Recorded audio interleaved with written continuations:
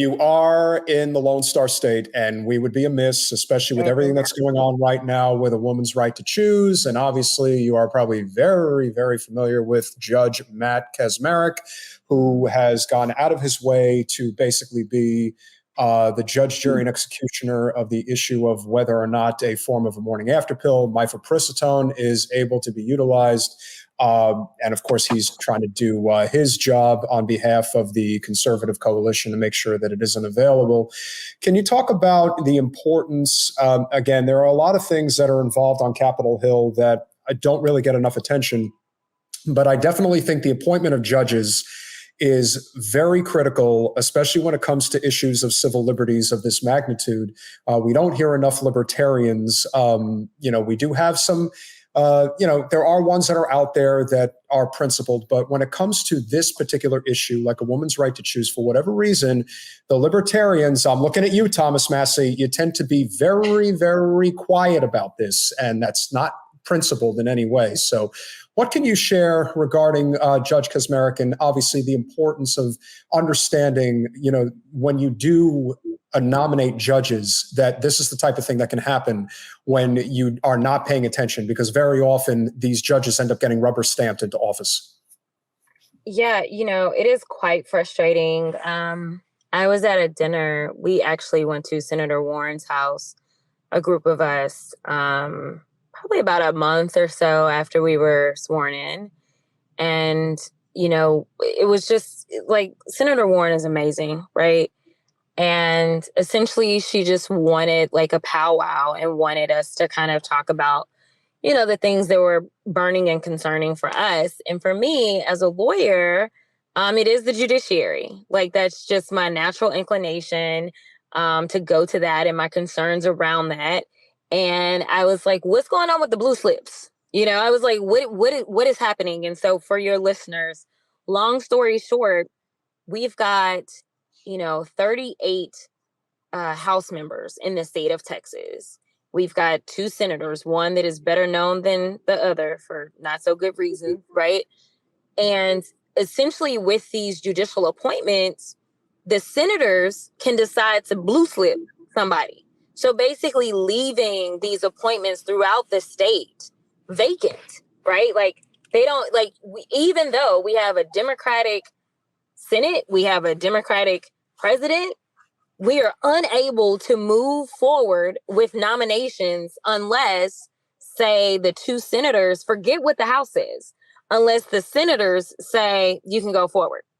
And so what we have is in states like Texas, where there's just Republicans, they block. And the blue slip, much like the filibuster, is a random tradition. And as far as I'm concerned, it is a relic of a tradition, right? It is something that is now only being used to hurt our democracy, to hurt like the foundations of everything that we allegedly are in this country. And there has to be people that will say, to hell with this, because if the shoe was on the other foot, y'all wouldn't give a damn about the traditions, right? So you have like, Democrats that want to be the statesmen, and then you have Republicans that are just radical, right? We saw this with Obama. We saw that we got cheated in the Supreme Court. We got cheated. And guess what happened? We ended up losing Roe, right? So like, I don't need to see any more of how this plays out. We need to fight fire with fire, and we're going to get more Looney Tunes like Kaczmaryk, right? Who's just out here not using any law degree that a law student wouldn't have given this opinion, right? Like, it is so jacked up and so ridiculous and so baseless, right? Like, it used to be when you walked into a courtroom, you would say, okay, now this is somebody that leans to the right. So you knew if it was something that was kind of in the middle, to expect them to go right. And if you walked into a Democrat and it was in the middle, to expect them to go to the left, right? But literally just creating shit out of nowhere and ignoring precedents, like what we saw to the Supreme Court, what we're seeing out of Kaczmaryk, like, this is where we are. So if we don't wake up and say, listen, they don't give a damn and we do, and we're going to fight like we do, then, I mean, we're going to continue to lose. We're going to continue to have rights eroded away at. And, you know, I don't really care if you're pro-life or not as relates to this most recent decision. Sooner or later, you may have a real problem depending on if this is upheld in any way. You know, I really want somebody to be outlandish and file, you know, a lawsuit in Amarillo in front of him for Viagra. I want to see him twist his way around this one, right?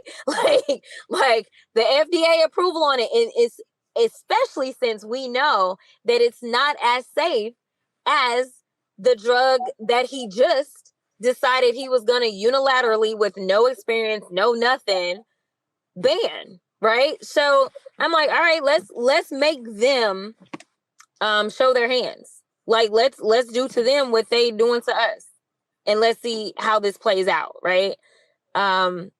It's very frustrating to be a younger woman and live in what's supposed to be the land of the free, and every which way I turn, either because of my skin color or because literally things that just make me who I am because it's how I was born. I was born Black and I was born as a woman.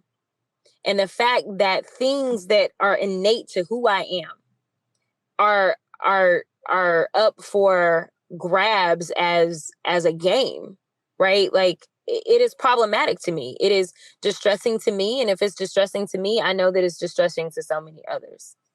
Thanks for watching. If you want to support our mission to transform politics into service, please like this video, subscribe, follow us on social media, and consider joining our Patreon, where you'll get early access to our interviews as well as other exclusive content. Links are in the description. Peace out.